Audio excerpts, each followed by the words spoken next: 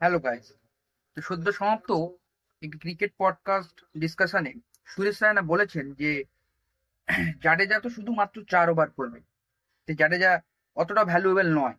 সেখানে Rinku Singh most valuable হতে পারে আমাদের ইন্ডিয়ার আসন্ন টি-20 ওয়ার্ল্ড কাপে। আমিও চিন্না থালার ফ্যান, সুরেশ রায়নার ফ্যান, কিন্তু এই কথাটির সঙ্গে হয়তো আমি মানিয়ে নিতে পারছি না বা মেনে নিতে পারছি না। জাডেজা এই মুহূর্তে ভারতীয় দলের এমন একটি খেলোয়াড় যার সত্যি কোনো বিকল্প নেই। আপনি ব্যাটসম্যানের বিকল্প পেতে পারেন, বাট অলরাউন্ডার জাডেজার বিকল্প আপনি এই মুহূর্তে ভারতবর্ষে পাবেন না।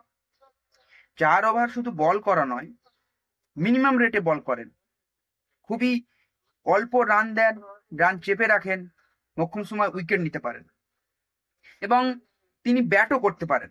একটি যেটা সবচেয়ে আলোচক বিষয় সেটা হচ্ছে তিনি লেফট হ্যান্ড ব্যাটসম্যান। এটা আমাদের জন্য খুবই দরকারি। হ্যাঁ, হয়তো উনি অতটাও মারাত্মক নন, বাট তিনি খেলে দিতে পারেন।